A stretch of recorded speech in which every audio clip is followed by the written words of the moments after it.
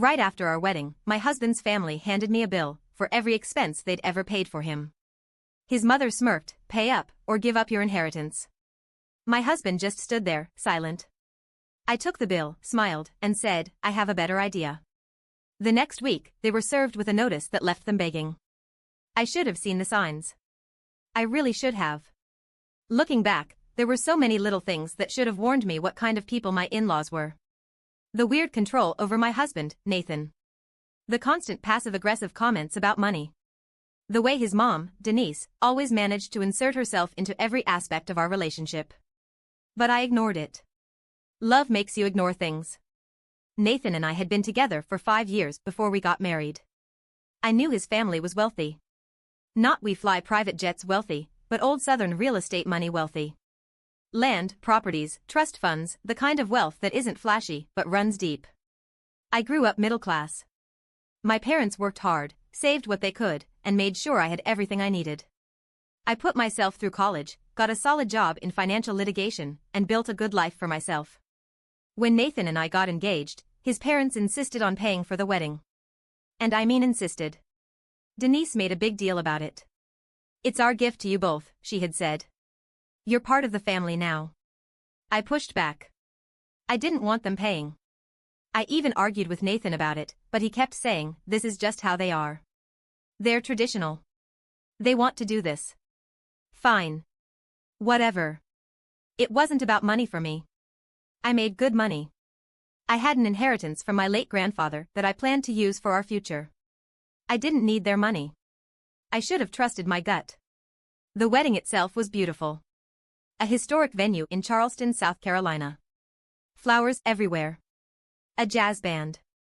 A perfect night. For a moment, I thought, maybe I was wrong about them. Then, right after the reception, when most of the guests had left, Denise walked over to me with a thick envelope. She had that smug look she always got when she thought she was in control. "This is for you, dear," she said, all fake sweetness. I opened it. Inside was a detailed, itemized bill for every single expense they had ever spent on Nathan. Not just the wedding. His entire life. It listed hospital bills from when he was born, school tuition, clothes, vacations, birthday parties, even groceries from when he was a kid. The total? $365,789.42. I swear, I thought it was a joke. I looked up at Denise, expecting her to laugh. She didn't. She was dead serious. Nathan's dad, Robert, stepped up next to her. "We think it's only fair," he said in a businesslike tone. "Since you're his wife now, these expenses fall to you." I actually laughed. I thought, there is no way this is real. No one does this. Then Denise dropped the bomb. "If you can't pay," she said, tilting her head, "we'll have to reevaluate Nathan's place in the family inheritance." I glanced at Nathan, waiting for him to explode. To say something. Anything. But he just stood there. Silent. That's when I knew. He knew about this. He knew and did nothing. I felt my stomach drop. Denise smirked, like she had already won. Like she expected me to panic, to beg for mercy, to give in. I took a deep breath. Smiled. And said, "I have a better idea." Denise frowned. "Excuse me?" I folded the bill neatly, tucked it back in the envelope, and said, "I'll get back to you." Then I walked away. Nathan and I did not have a wedding night. The second we got back to our suite, I told him, "I need to know if you were part of this." He looked guilty. "I didn't know they'd actually do it," he mumbled. "That's not an answer," I snapped. He sighed. "They told me a few weeks ago. They said it was just a formality. They weren't really going to make you pay. It's just a way of showing commitment." I stared at him. "You let them ambush me. On our wedding night. They're just old-fashioned," he said, like that made it okay. I didn't sleep that night. Instead, I got to work. Because if Denise wanted to play financial hardball, she had no idea who she was dealing with. The next morning, I woke up before Nathan and got to work. If Denise and Robert wanted to turn my marriage into a transaction, I was going to show them just how expensive their little game could get. First, I needed to understand the full scope of what I was dealing with. I knew their money came from real estate, generational wealth passed down, mostly in the form of properties in South Carolina. But I also knew old money families like theirs often had loopholes, tax evasion, and financial skeletons buried under decades of bad business practices. So while Nathan was still asleep, I dug in. I pulled every email, text, and document I had from the wedding planning. Anything that proved that their gift wasn't a loan but a voluntary expense. And then I checked something else. Nathan's inheritance. Because if they were willing to dangle it over my head like a prize, I needed to know exactly how it worked. When Nathan woke up, I was already dressed. "We need to talk," I said. He sat up, rubbing his face. "Look, can we not do this now? We're doing this now." I threw the envelope onto the bed. "Explain this to me. Why do they think they can hold your inheritance over my head?" He sighed. "It's complicated." "Uncomplicate it." He hesitated. Then he finally admitted the truth. His family controlled everything. His trust fund? They managed it.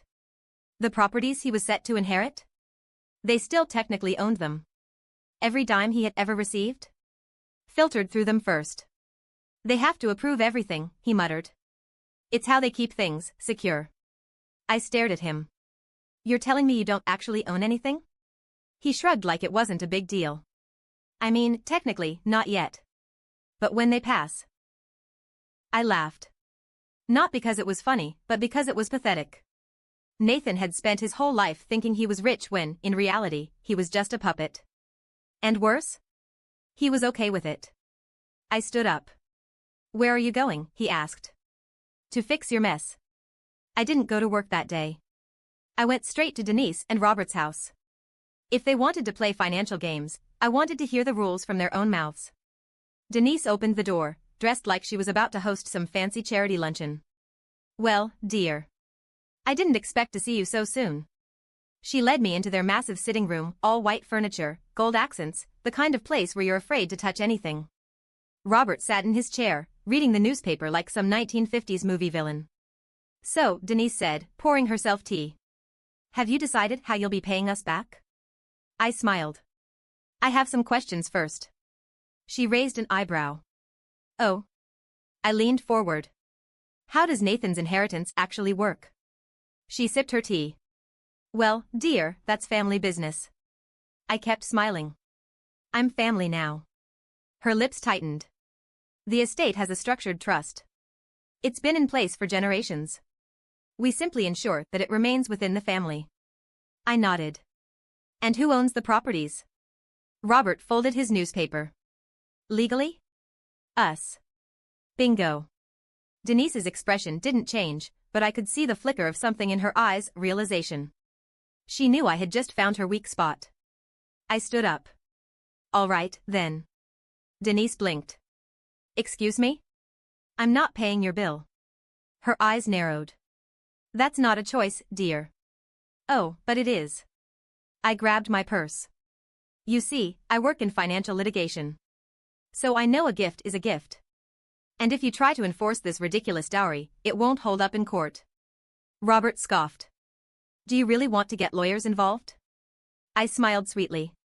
"Absolutely." Denise's voice turned cold. "You think you're so smart, don't you?" "I don't think, Denise. I know." I walked to the door, then paused.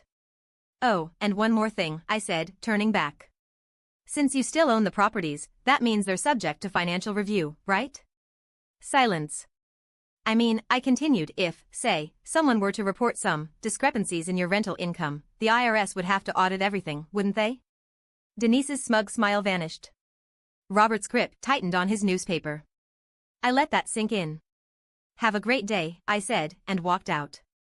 That night, Nathan and I had another massive fight. "You went to my parents' house without telling me," he snapped. "You let them ambush me at our wedding. I'd say we're even." "You don't understand." "No, Nathan, I do understand. I understand that you're a grown man who still lets his parents control his entire life." He looked away. I exhaled. "Nathan, I love you. But I will not be controlled. I'm not asking you to be controlled." I gestured at the envelope sitting on the dresser. "Aren't you?" He didn't answer. I grabbed my laptop and got to work.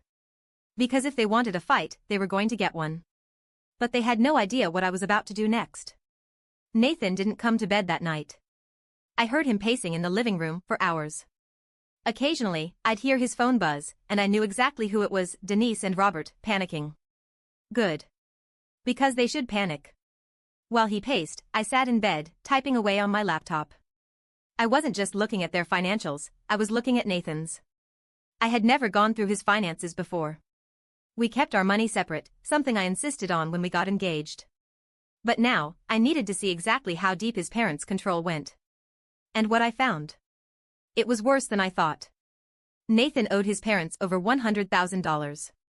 Not in loans. Not in credit cards. But in reimbursed expenses, things they had paid for on his behalf, then forced him to pay back in installments. His college tuition? They had told him it was covered. But then, after he graduated, they made him sign a contract stating that he'd pay them back over time, with interest. His car? It wasn't a gift. They leased it in their name and made him pay them monthly. Even his childhood medical bills, they had somehow twisted those into his personal debt. It was insane. They had been draining money from him for years, making him think he was financially stable when in reality, they had been keeping him trapped. And the worst part? Nathan never told me. I dug deeper. The inheritance they kept threatening to take away? It didn't actually exist. At least, not in the way Nathan thought. He assumed there was some huge trust fund waiting for him, that he'd eventually take over the family properties and investments. But the legal documents told a different story. Denise and Robert had set it up so that Nathan would never actually own anything. The properties were in a trust that only they controlled. The money in the family estate could only be accessed if both of them approved it. And if they died? It didn't go to Nathan. It went to a charitable foundation, one they had set up themselves, meaning the money never actually left the family's hands. Nathan had been lied to his entire life. The next morning, Nathan finally spoke. "I don't understand why you're making this such a big deal," he said. I laughed. "Nathan, your parents have been bleeding you dry for years, and you're okay with it?" "They helped me out," he mumbled. "No, they didn't. They made you believe you were independent while keeping you financially trapped." Silence. Then he sighed. "What do you want me to do?" I stared at him. "You really have to ask?" He looked away. I knew then. Nathan wasn't going to fight this. Because fighting meant admitting they had control over him. And he wasn't ready to face that. So I made a decision. If he wasn't going to fight them, I would. And I wasn't playing fair. That day, I called a real estate attorney. One I had worked with before on a corporate case. I gave him the details of Nathan's so-called inheritance and asked a simple question: is there any way to legally transfer property ownership without their permission? His answer? Yes. Because Nathan was the legal heir, there were certain loopholes that would allow him to challenge the trust and transfer some of the properties into his name. And once they were in his name, I could legally separate our finances and move the assets into a marital trust, one that his parents couldn't touch. I wasn't just going to take their money. I was going to take their power. Twist number 4, Denise strikes back the next day. Nathan's phone blew up. Texts. Calls. Voicemails. At first, he ignored them. Then he finally picked up. I sat on the couch, watching as he spoke. At first, it was calm. Then his face went pale. "What do you mean?" he asked. A pause. "No, Mom, that's not fair." Another pause. "Wait. What?" He pulled the phone away from his ear and stared at me. "They're cutting me off." I blinked. "What do you mean?" "They're revoking my trust fund." I tilted my head. "The one you don't actually have?" He flinched. But then he sighed. "They also canceled my car lease." There it was. The real punishment. Denise and Robert had spent years pretending to be generous, but the second he stepped out of line, they yanked it all away. "I need to go talk to them," he said. I stood up. "No, you don't. I have to fix this." "Nathan," I said slowly, "there is nothing to fix. This was always going to happen. The second you stopped being useful to them, they were going to cut you off." His jaw clenched. "They're my family." I shook my head. "No, Nathan. They're your owners." Silence. Then he grabbed his jacket. And walked out. Nathan didn't come home that night. Or the next night.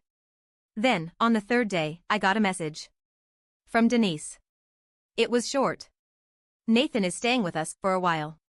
He needs time to think. You should respect that. I stared at my phone. Then I did something I never thought I'd do. I called my lawyer. And said 5 words. I want to protect myself. Because this wasn't just a marriage problem anymore. This was war. I stared at the text from Denise. Nathan is staying with us for a while. He needs time to think. You should respect that. That was it. No apology. No explanation. Just a statement of power. They were making it clear, Nathan belonged to them. And if I had any doubts before, they were gone now. I wasn't going to win him back. I wasn't going to convince him to fight for himself. Nathan had already chosen his side. So I stopped waiting. And I executed the plan I'd been building since the moment they handed me that bill. First, I met with my lawyer and finalized the property transfer. It took a lot of paperwork and some legal maneuvering, but I was able to move the newly inherited properties into my name. That meant Denise and Robert no longer had uncontested control over their assets. It also meant they would need my permission for anything involving those properties. Next, I officially cut financial ties with Nathan. I had been covering some of our shared bills, groceries, utilities, even some of his expenses when his parents forgot to send him money. Not anymore. I had my lawyer draft a financial separation agreement, locking down my assets so that neither Nathan nor his parents could touch a single cent. Then, for the final step. I waited. Denise threw a party. Of course, she did. It was some kind of charity event, held at one of their fancy country clubs, full of old money types, investors, family friends, and people who still thought marrying well was a woman's greatest achievement. I wasn't invited. But that didn't mean I wouldn't show up. I arrived unannounced, stepping into the room in a sleek black dress, walking straight through the sea of people who had no idea the entire family was about to implode. I spotted Nathan first. He was standing near the bar, talking to his father. He looked comfortable, like he had already forgotten everything that happened. Like he had just let them absorb him back into their world. Then I saw Denise.